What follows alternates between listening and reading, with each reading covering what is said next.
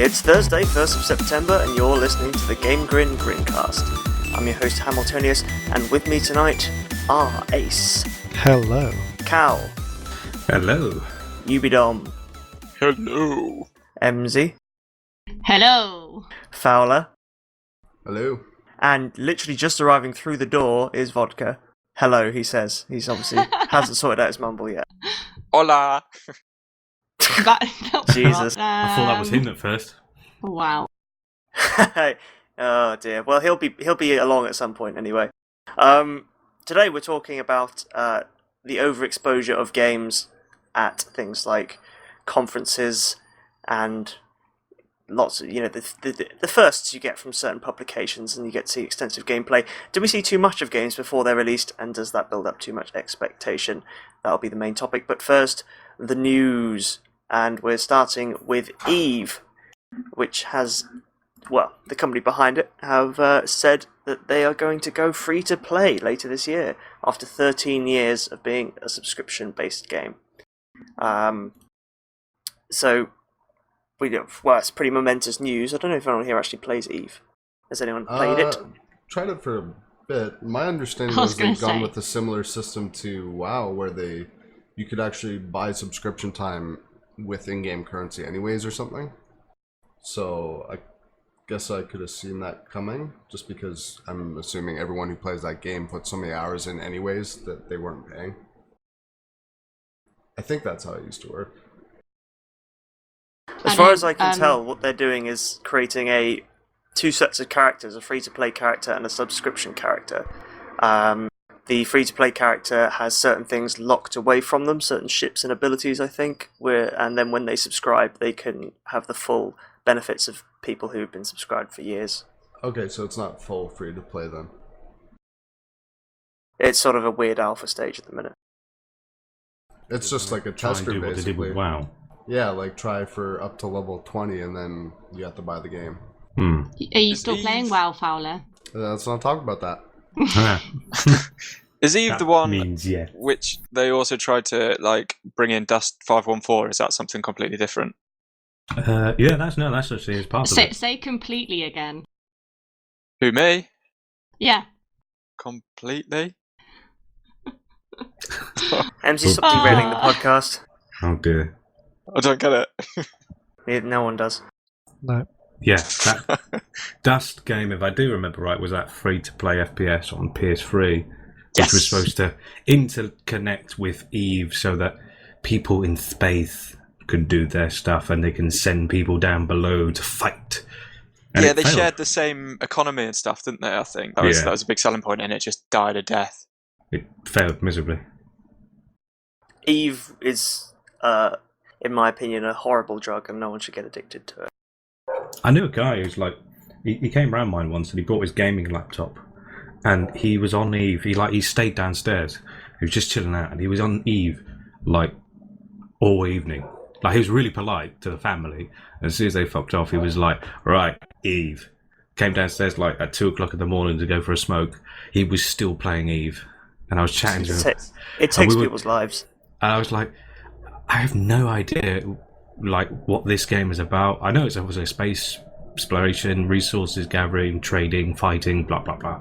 I was everything. It is everything. It's basically Second Life, but with more stuff. It was mental. Yeah. In space. There is a famous saying amongst Eve players, which is the only way to win Eve is to stop playing Eve. To be honest, I'll probably try it if it is free to play. I've always wanted to play it. I don't think you should. It's a very, very in-depth game, I will say that. It's known as the spreadsheet simulator for a reason. Plays out in real time as well, so I knew a guy I used to work with who would activate his abilities and skills in the morning, go to work, and come back, and they'd still be those abilities would still be ticking down. Yeah, you can literally set up to mine rocks and stuff and just leave and come back and it's still going. Or you come back and someone's found you, attacked you, and that too, yes. And just like an early version of and ripped and stolen games. Your real life money in-game credits. Or you buy a ship that's worth 25 grand in the real world, and then it gets destroyed. It's just unbelievable. The amount of stuff that goes on in that game, like the industrial espionage that happens where people go for years undercover in opposite clans just to like bring them down from the inside and do insider trading and things like that. It's just unbelievable. That sounds so cool. It's fascinating to read about because some of the stories are real. Like there was one where it was like a massive battle between these clans. So there was like 1,000 people fighting in this one area. There was another one where a guy spent, which was almost equivalent to like $500,000 in game, and he had like one of his most expensive ships destroyed. It's like why do people do this? But then I sort of realised, look at the other games I've played where I've put money into it and I've spent time into it. It's just like that, but just multiplied. Yeah, there were two large battles. I think the biggest battle was called, having just googled it, lasted 22 hours, and it was called the Bloodbath of BR5RB, and it cost 330. What a shit name. Yeah, I think this might be the planet. It cost $330,000 in real world money, and 11 trillion ISK or ISK in assets was lost. And then there was a slightly smaller battle that happened this year as well, actually, that was basically a further result of that original battle, because one clan or group became extremely powerful, then all the others ganged up to take them on, and that one lost about $200,000 in real money. It's insane. It's just fucking and now it's going free to play, so it's going to rope in a lot more people. And do you reckon they'll have microtransactions as a result of that? I don't think so, because like the model that they're doing is just, pay if you want the good stuff. I suppose. Start That's subscribing if you want the good stuff, or if you want the better stuff, I guess. But then they can't just stick the middle finger up to people who've been subscribing for 13 years to get where they've got to, and say, oh, now people who've come in and aren't paying a thing can do exactly what you can do. That is very true. I want this game so bad now. No. This is the last time MZ was on the podcast. Still don't hold on interest. It's fascinating to look at from the outside, but I wouldn't go anywhere near it. On most games, some games like that, like the stories behind like World of Warcraft and Second Life, they're fascinating on the outside. But whether I'll play them, it's like, no. I've no intention of spending money that I can on a ship that can then be completely destroyed, and I therefore lose the money forever. I spend money in games where I'm going to get something and keep something. What's it like in Elite Dangerous, Ace, with the ships? You use in-game credits. No way to get in-game credits other than earning them with a ship. See? Yeah, that's the best way to do it. Unlike Star Citizen, where you need to buy the game and then buy a ship. That's the one I was thinking of, yes. Because Star Citizen has like ships that are like you have to buy them in tiers. There's like 30 up to like 150 odd quid, and then it just grants you access to the game at the same time. It's like, and you might not even get the ship when you pay for it. You might be pre-ordering the ship. Amazing. It's just like buying a car then at that point, isn't it? Put a deposit down, and then you pay a monthly fee on top of that. That's true. Just like the real world. Space games. Speaking of space games, EA have said that they won't remaster the Mass Effect trilogy because it's easy money. Or rather, Peter Moore, executive at EA, has said that it'd be easy money for them to do it, and they don't want easy money. What they're all about. EA stands for easy. It's like the first two letters. That's what they want. Their next press release is going to say we're also going to stop producing sports games annually. Yeah, you're going to jump in here. I think the thing is that they make enough money anyway. Let's be honest, they do make a lot of money. Then, and also they said that they said that basically they don't want to distract the team working on Andromeda by remastering the original trilogies. Here we go. He's told IGN, and I quote, "We're a company that is focused on delivering for the future. I was asked a question once about remasters, and it's just not what we do. We've got incredibly talented dev studios around the world who focus on delivering new IP, new experiences, and more services." New experiences with FIFA 2012, 2013, 14, 15, and so on. Wait, who's the company that does Call of Duty? Activision? Active, right. And they have actually released remasters. Sorry, like big open quotation marks, remasters or re-releases, and they've been appalling recently. I think Transformers, which was the last one that came out, was just literally just a stealth release on the PlayStation Store.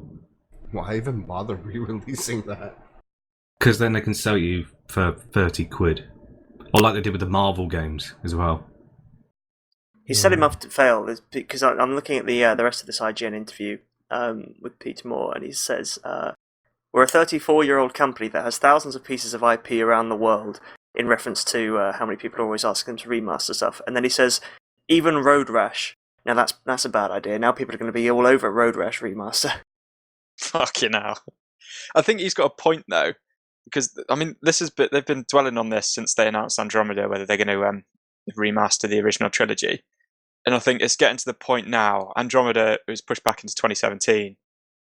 They haven't. If they were going to do a trilogy, a remaster trilogy, it'd have to be out now, just due to the sheer scale of the games themselves. Like you can sink 100 hours into each one of those individually, and I imagine they don't want to take away from the eventual experience that will be Andromeda. The longer they wait, the more likely it is to eat into time that people could spend playing Andromeda.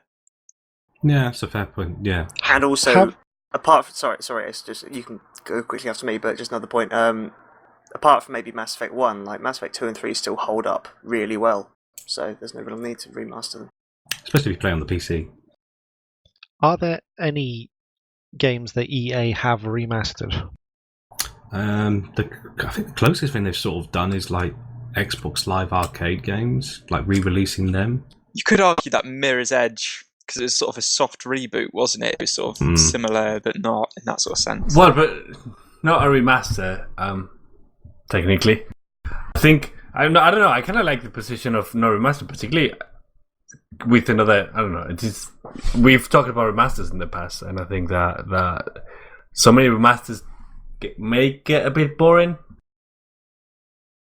I do agree with that. Like, I mean, you've got either a lazy remaster that comes from Activision. Battlefront? Yeah, Battlefront. That's a remaster, isn't it, technically? No, it's more just a reboot. Yeah, It's a that's a reboot, to be reboot. fair. Yeah.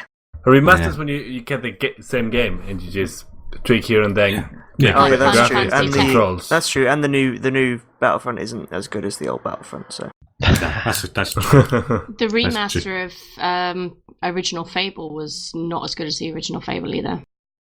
Yeah, that was really bad, I heard. Yes. I think that there was a similar issue with the HD versions of Silent Hills for PS2 and PS3 actually. God, there was a huge outcry from that. Even one of the developers said on Twitter, someone sent them a picture of Silent Hill 2 on the left and Silent Hill 2 remaster, and there was no fog, and it was the second one is the remaster. Oh my god! Yeah. It was awful. I don't know, but originally the fog was put in place because the PS2 couldn't render in a distance long enough, so they put a fog so to cover what it wasn't rendered. Yeah, and it worked brilliantly. Yeah, I agree. Yeah, but yeah, when they tried to fix it, they actually did. So, are we saying that EA are smart by not doing any remasters? I am. I think I don't know. I mean, if you... I love Mass Effect, but I don't think it needs to be remastered. you haven't even completed it yet. the nearly Batman completed trilogy it. as well. That got announced to be remastered, and then as soon as they made the reveal trailer, everyone got pissed off because of how bad it is. It looked worse than the original game, so maybe they're just well, what's the point of doing the time and effort? Because people will just still say, "Oh, it looks worse than the originals." They always do that comparison. Yeah, there's the occasional good remaster, such as Grim Fandango, completely redid the engine, the controls, blah blah blah. Oh god, definitely the controls. and then there's the bad remasters like Silent Hill and all that. So I think they're smart not doing any remasters, because yes, there's games that we'd like to be remastered from EA, but no remaster's better than a terrible remaster.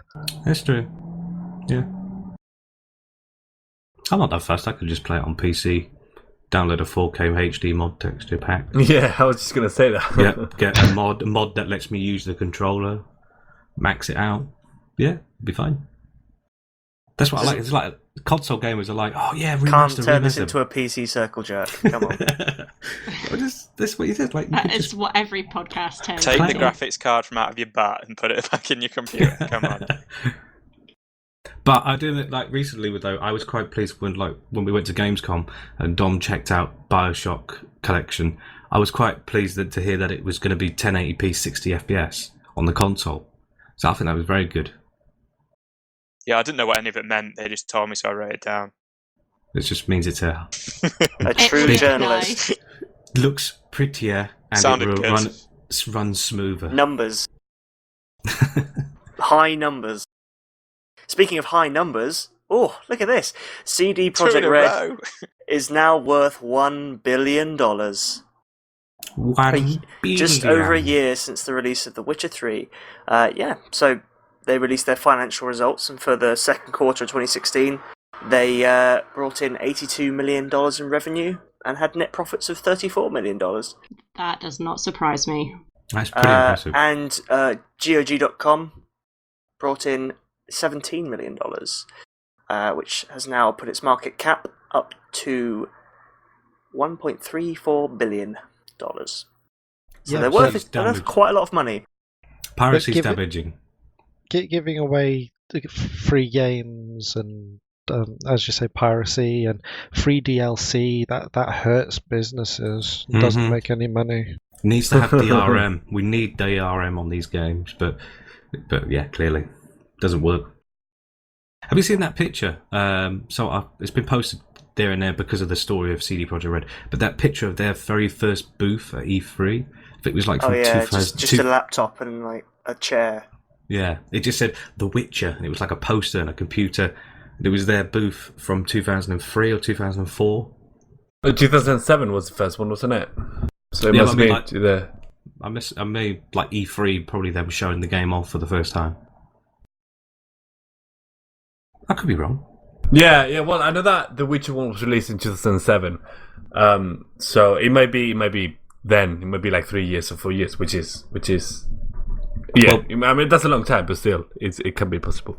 I told you, 2004. Checked it in the chat now. Boom. Yeah, 2004. To be fair, like look at Half-Life, for example, that got like announced in 2001. Half-Life 2, and then didn't come out till years later. Or look at Half-Life 3.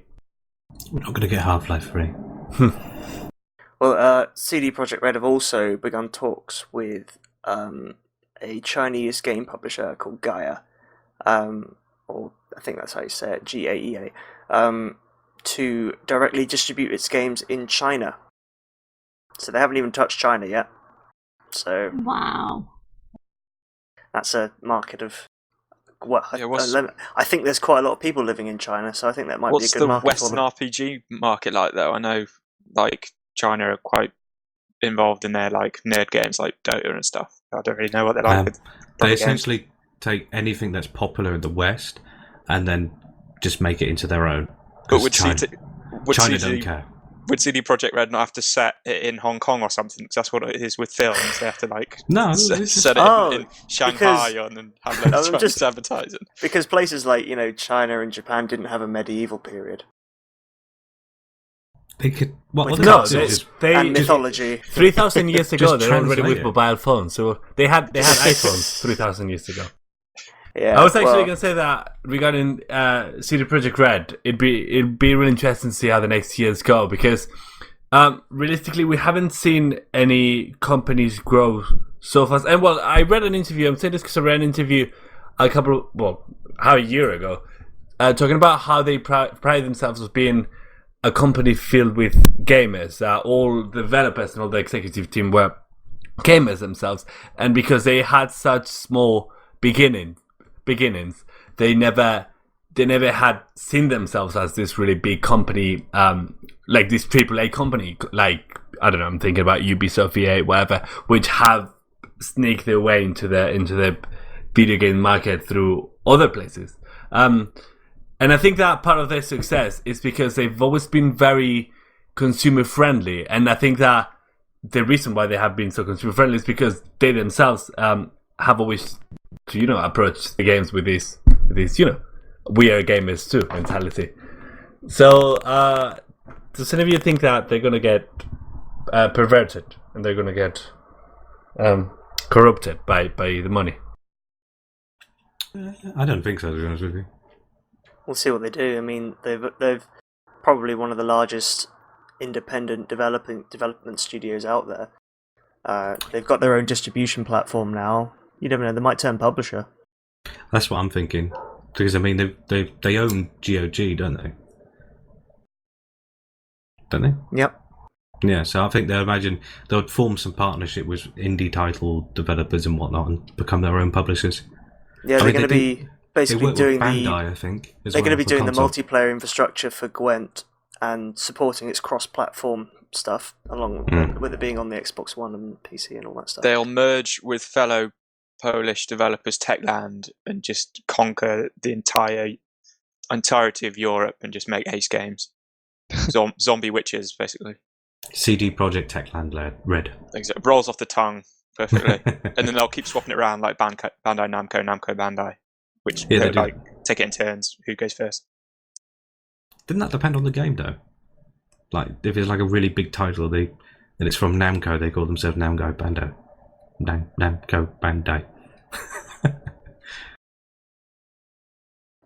I wonder if they'll sell the rights to a Witcher film. I mean, there's already been an awful TV series. Will they remaster Witchers 1 and 2 for the current gen consoles? They surely can't. I mean, those games are fucking in depth.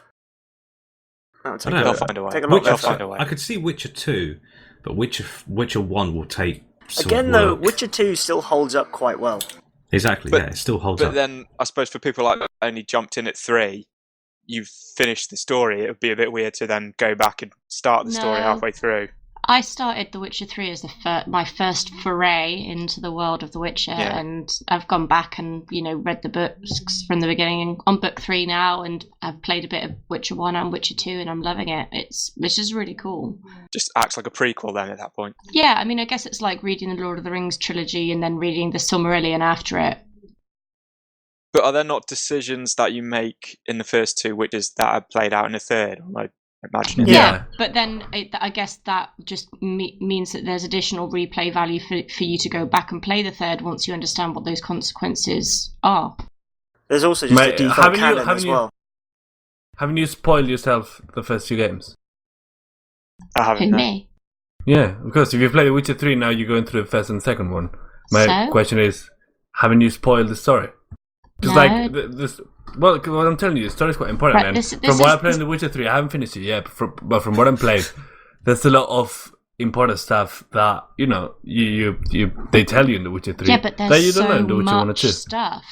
Like, it's difficult to remember everything. Also, I'm the type of person that reads the last page on a book before I start reading the book. Oh. Yeah. You're an awful human books being. must make no sense. Yeah, actually, to be fair, if you just read the last page, I don't know, the last chapter maybe I could probably have more of a go. But it depends what kind of book as well. So yeah. And that just takes in medias res far too seriously. Just like I want to know how it ends, and I'll work my way backwards. Yeah. Your nouveau writing styles. We've got 5 minutes before we move on to the main topic, so we'll shift on to the Battlefield 1 beta, that open beta that released this week. They got thereof. Yeah, they got DDoS'd, didn't they? Was it today or yesterday? Yesterday. Last night, yeah. Yeah, it's been a bit shitty. It was all day from release. All day yesterday. Yeah. It's a bit shitty as well this evening. Well, not really, because he got DDoS like what in the evening. First thing last night. as soon as the servers came out. Wasn't too bad. No, because I was playing until yesterday at 6 p.m. They started with NA, then they moved to the EU servers. Oh, that makes sense. It's alright for those who are in the Insider program who got to play it the day before. Yeah, we did. Yeah. But now they're back on, though. Yeah, it seems alright. It seems okay now. So it's good. I like it. I'm like enjoying it, except for one thing. All right. The sniper does not seem to. Something's wrong with the hitboxes. The headshot. If you get a headshot, it's fine. Like it's like they specifically worked on that because every time I shot at someone's head, it was registering. But if someone was moving and I shot them in the body, the bullet would just go right through them, and I know like I would see the bullet land right behind them where they were running, like as if it had just gone through their body. So I've noticed that's the same thing that we've been having with Rainbow Six since the beginning. That the hitbox on your hitbox is actually a bit behind if you're moving very fast. So so I assume it's something like that. Netcode, maybe, I don't know. It's probably a netcoding thing, or it's the servers are still having issues, and when you try to shoot someone at range, like even when people weren't moving, like they were standing still, I noticed at very long ranges where I knew I was on point, it still was going through them. Yeah, I know. So I was getting a bit frustrated with like trying to get long distance shots, and I'm thinking he stood still, or he's just moving slightly back and forth. And like I feel the pistols are like they just switch out to the pistol, and it's like bang, bang, bang, bang, and that's it. You're dead. You don't like the pistols are really for what they are. I've been speaking with a few people, and they said that some of them were quite happy with the map, but some others weren't, because some of them were speculating that just like in Battlefield 4, these maps hadn't been designed by level designers, which was an issue that Battlefield 4 had, but they had been designed by artists, which meant that the map wasn't very good. But I was kind of confused because I really, really like the map. So what do you think, guys? I started taking to a liking to the map. I didn't at first because I played on the France map, which was so much better. But I've started taking a like to this one. This one's definitely more open, but if you kind of learn the nuances of it, like there's people are like, oh, it's all open, so it's a sniper battle. But if you actually use like the sand dunes and stuff like that for cover, it's actually really good.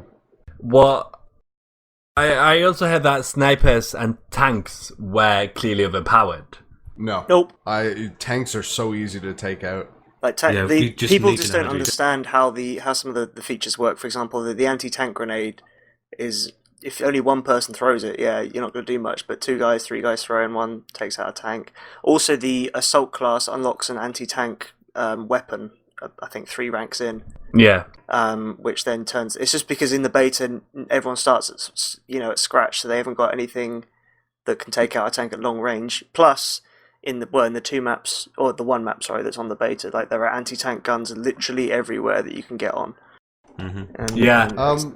I gotta say, I've been playing with the tank and with a few friends, and we've always wrecked everybody on the map. So that's one of the reasons why I thought they were quite overpowered, because we never got killed when we got on a tank.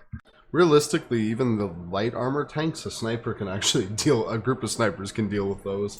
Yeah, they penetrate quite quickly. I found a bit of teamwork between it. It's like me and Alex were playing, and he was driving the tank along, and I was switching between the opposite sides of the heavy tank, and it's sort of coordination working to another, because I'm angled to the left or the right, so I can't he has to sort of move the tank around to the position that I can fire. So you have to sort of do.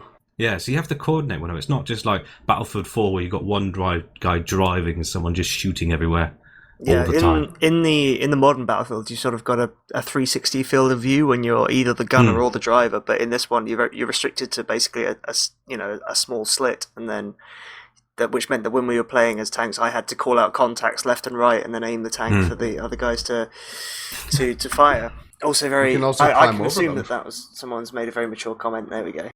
Of course, it was MZ. Oh dear. See, the thing I liked as well about that is because in Battlefield 4 you had to, if you tried to actually run up to a tank and throw C4, it's like you said, they had a 360 field of view. But you can also now in Battlefield 1, you can actually run around them and jump over top of them. Yeah, Oh, you can yeah, just walk over next to them. them. You can essentially walk next to them because they can't see you. Yeah. They're actually very vulnerable. I don't know. I think I've mostly been playing sniper, but is there an explosive yet that you can lay down? You can, there are AT mines and there's dynamite. And well, the Okay, dynamite yes. is basically AT grenades. C4. Okay, yeah, because then like that's what I really like because they actually have the vulnerabilities of a World War One tank where you can run through its blind spots and literally just walk up to it and put the stuff down. I think it's the same idea as what Alex was saying about teamwork and throwing grenades. I think that if a tank has got 5 people in it, because the max, like it's got 3 big guns and then 2 machine guns on the back, I think you can cover all angles like that. But if you don't, I think you can be a bit fucked. Also, like tanks played with infantry as well, so that doesn't happen, are very, very effective. So yeah, I think that it's just teamwork. Who'd have thought you need teamwork in a Battlefield game? I mean, in all fairness, Battlefield 3 and Battlefield 4 I don't know. I don't think they require that much teamwork. I think that DICE, in a couple of interviews and a couple of statements that they released, they were saying that that they were quite frustrated with how much teamwork previous games require, because they were always like, said that they were all about teamwork, but they actually weren't. So now they're trying to balance out, make a real rock paper scissors, and make a real like playing on of advantages and disadvantages of each gun and character and whatever. So they're focusing a lot on that. Yeah, I think the rush map mode, which I've actually grown to really like. I don't know whether the numbers restriction is going to carry into it, because at the moment there's only 24 people able to play a rush map. But I really like it being only 24 people able to play on a rush map. That's 12 people on each team, and it makes it a lot more close, a lot more intimate, and a lot more based around how your team's set out, how your team operates, and how your squads work together. And then you get it's a vast contrast compared to like the rush maps on 4 and 3, where you've got 64 players in one server, all cramming around and just everything going crazy, and there's not much room for like tactical thought when there's people just crowded around everywhere, firing bazookas, throwing grenades, all sorts of things like that. How is it being back in the olden days in a Battlefield game compared to future and present? It's not that different. It's alright. The weapon inaccuracies, I really enjoyed that they added that in finally. Yeah, weapon spreads larger, plus reload times are longer, obviously. I've got to the point where I'm looking past the historical inaccuracies now, but yeah, it sort of pushes gonna... the boundary of what's considered historically accurate. I mean, there was talk, I was reading some of the forums, like people saying, "Oh, my gun's got a red dot." That doesn't make sense. And it's like, but there was some prototypes back in the 1900s, but like they would be in circulation during this First World War is unlikely. But or then again, incredibly rarely. We need things to, like, what else can we really work towards to unlock? Yeah, exactly. There's not much. There aren't exactly like a shitload of weapons to unlock. Like, I guess we could get more melee weapons and stuff, but well, it seems from the beta that they're essentially giving you 3 different variants of every type of weapon. Yeah. Factory artillery and another one I can't remember what they're. I can only remember. I mean, there's artillery, there's heavy, and there's something else. Like I'm on the medic class, and there's the medic class is the one that has the red dot on it. I think that's assault. It's like less hip fire accuracy, but more aim down sight accuracy because of the scope. But then the sniper rifles have there's 4 variants of the sniper rifles. There's the Russian flint back. I can't remember what they're bloody called now. Like the Western cowboy rifles. And then you've got the Lee Enfield, and then the Germans. The Germans are just basically, that's just a bolt rifle. The German one is just a bolt rifle. Right, well, we've droned on a little bit about Battlefield 1. That's a side effect of not really seeing a lot of a game before it comes out. How about that? Conversely, and because we need to get in our our quota of talking about No Man's Sky at least once every podcast. So the main topic, games developers and publishers showing too much of games before they're released at things like conferences or exclusive videos with large publications, things like that. Is it the reign of false advertising? Or is it a good thing? Is it a bad thing? It's a horrible thing. Ooh, expand. Well, basically every single AAA title that comes out now is almost, I say almost always going to be a slight disappointment, just because there's so much hype built up around it that developers can't actually meet the expectations. And then when they promise things, because they see, like, they'll take, for example, Fallout 4, where they've seen that everyone really seems to like base building all of a sudden. Like, that became a big thing with Rust and all these survival games. And they went, okay, well, we'll do that because it's popular. And then when it actually came down to it, they went, oh, well, we're kind of just going to jumble this in now. I think that overhypes it to the point, like, they show that you're going to be able to base build, but they don't show enough of what they're actually going to be capable of doing. It's kind of just hinting at, yeah, we're adding this in, if that makes sense.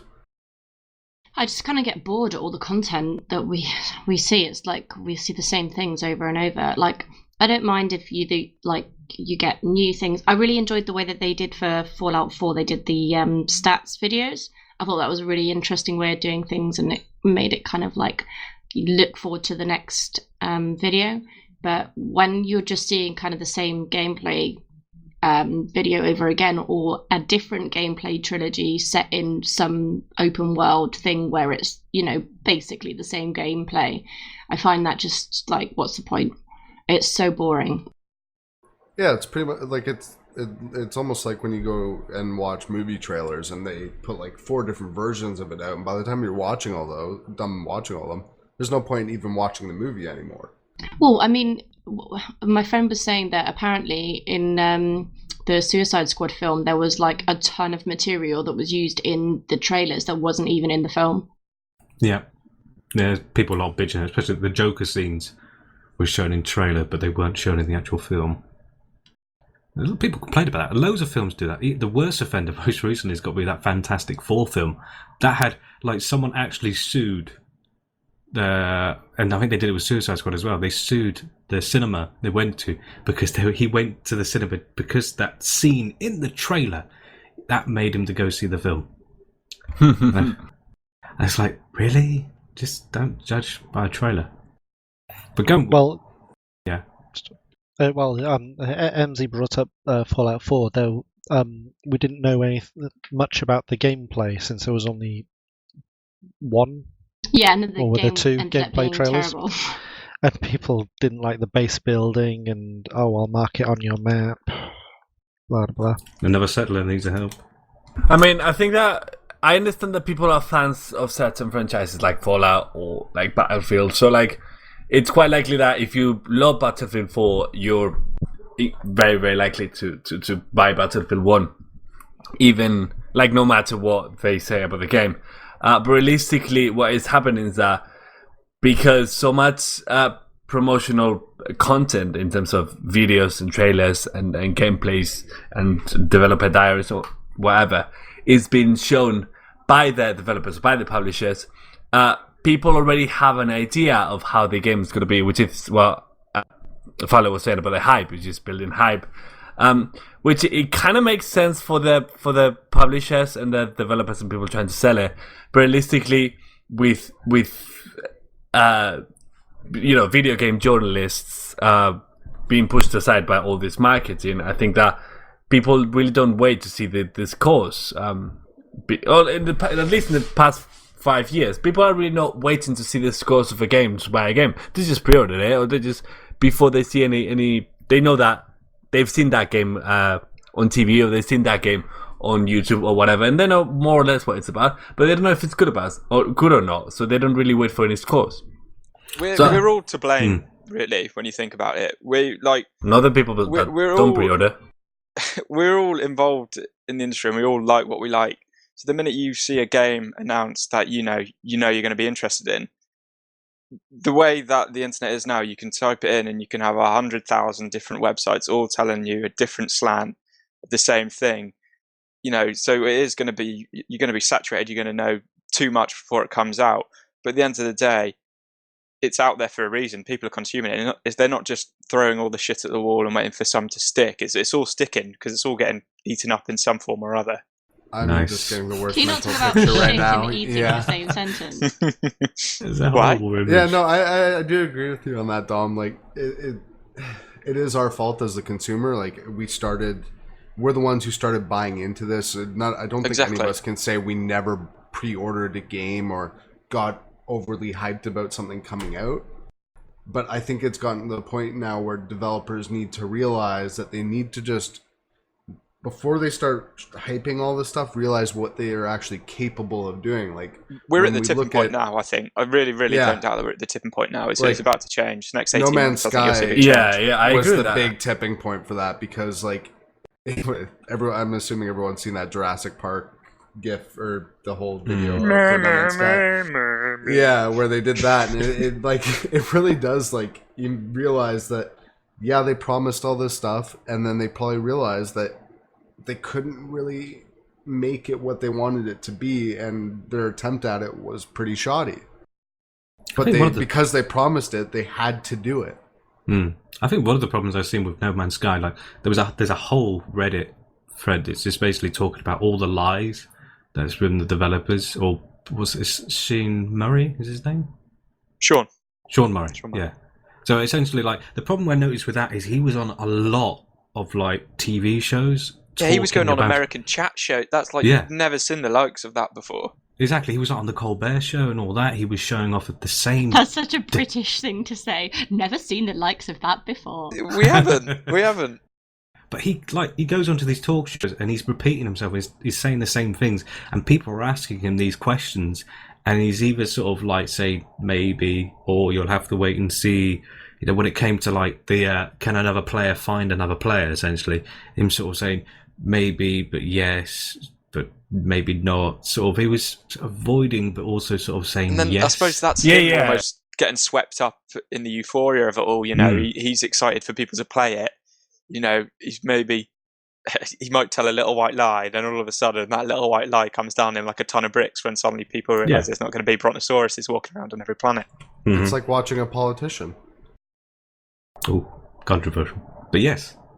Yeah, it's not really that's exactly what happens. They make promises that don't end up happening, or they happen but in a shitty way that doesn't actually benefit the, I'm going to say, like, voters and consumers are the same thing. Like, the consumer ends up disappointed.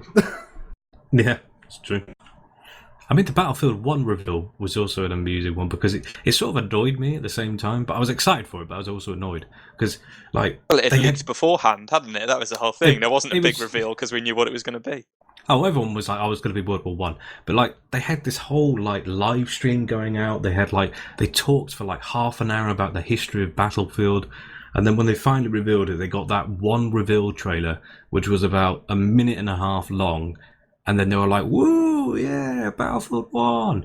And then you watch the stream and it's like, should we watch that again? And they just played it like 5 times and then just went, yay, Battlefield 1. And come back when it's E3 and to actually see some gameplay. I think with those types of things as well, me and Emsy can relate to this. Like E3, we stayed up through the whole of E3. We had to cover every single little whimper of news story that was there. I was there too. Yeah. That was, we all know every movement in the industry. We know any big changes in things. But E3 is also for, the local, not the local papers, the national papers, BBC News, when they announce a console or they announce an interesting looking game. Just for those single news stories, they're not just appealing to us, they're appealing to, the wider scape of things as well. That bit there when Hideo Kojima walked on stage though.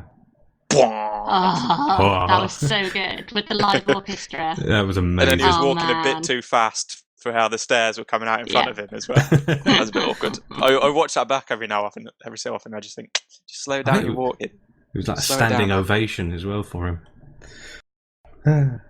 No, I was going to go back to an article that Alex actually wrote about pre-orders, because I think that Alex in his article said, like, no, that nobody should pre-order, that pre-ordering is pretty much the cancer of any gamer. And Fowler said, yeah, everybody's pre-ordered at some point. But realistically, I think we all know people that pre-order 4, 5, 6 games a year, because they're really into games and they see a game they like before they see the reviews, and they just pre-order it. So I think that when we say that everybody is to blame, it's partially true, because realistically there are responsible consumers, and I don't think in general gamers are. Well, I think with the pre-order thing, it's sort of a whole different beast to what it was 10 years ago, because you used to pre-order to ensure you would get a copy, like in your local shop on high street. Oh, yeah. But now it's more like you want to be part of that day one talk. You don't want to miss any hype whatsoever. You don't play a game for 3 days. Suddenly, everyone's moved on to the next thing, and you're behind. It's like if you missed a Great British Break Off, and then everyone's talking about it, and you're behind. It's also that these companies keep offering these incentives to do it with the exclusive skins and stuff that you will never be able to get again. And even like, for example, with Blizzard, with Overwatch, Legion, they've pretty much intertwined all of that now to the point where, if you pre-order Legion, you got stuff for every single one of their games. So they are kind of at fault as well for that, because you can never get that stuff again. That's what they promise you, and that's how they get us. That's how they get so many people. It's like, I'll never be able to get the skin again. But then those items are like, they're very small and minute. They're never kind of like game-changing things. It's always vanity products. Well, Star Wars was game-changing. That's not Blizzard. Pistol. I'm talking about Blizzard. I vaguely remember something. There was when the Xbox One came out. I'm pretty sure there was some sort of achievement that you got for turning on your console on day one. So there's hardcore achievement hunters now that they missed it on day one, and they're at 99.99% of achievements because they didn't plug in their bloody Xbox on that day one. Must be livid. That's the whole thing that they've slowly started doing, is this whole day one edition for everything like that. But it's like Call of Duty Advanced Warfare did a day zero as well with the game. You got the game a day early, and even now Battlefield 1's doing a whole early enlister where you get to play 3 days early.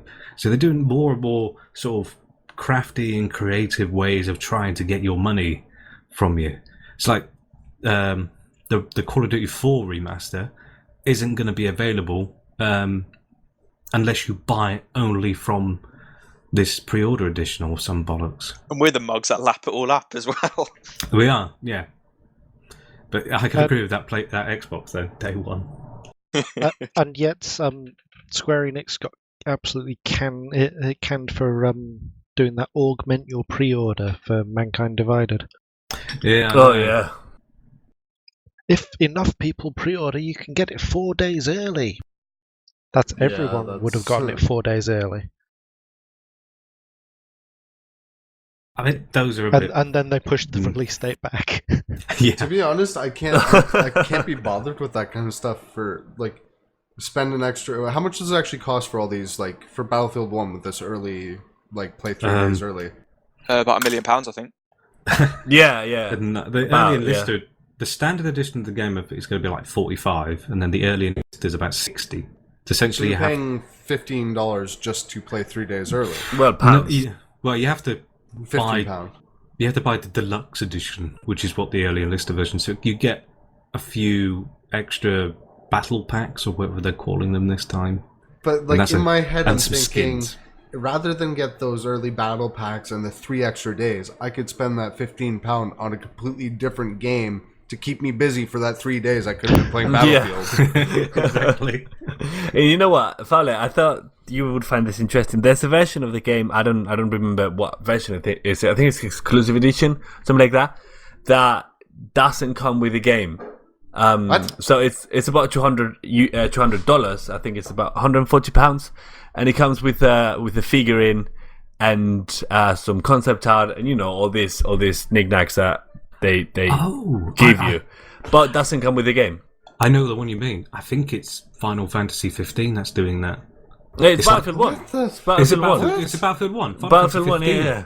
Final Fantasy 15 is doing it as well. It's like 100. That might be true. It's like $150. It's ridiculous. Let me send you a link now. But yeah, it's ridiculous. $30. Just looked it up. For a game, like you don't even get the game. You get the season pass. My head hurts. I wonder how many people will buy that thinking that they get the game. A lot. That's the problem. I'm trying to find. It's called Exclusive Edition, yeah. There you go. That's the Final Fantasy 15 one. Oh, sorry. It includes the game. I know. It doesn't include the season pass though. Which is what most standard, like most of the time when you spend over $150 on a game, you expect to get all the content that's coming out. Mm. You get a copy of the movie though. How about the $100 Wolfenstein New Order Panzerhund edition, which come with the game either?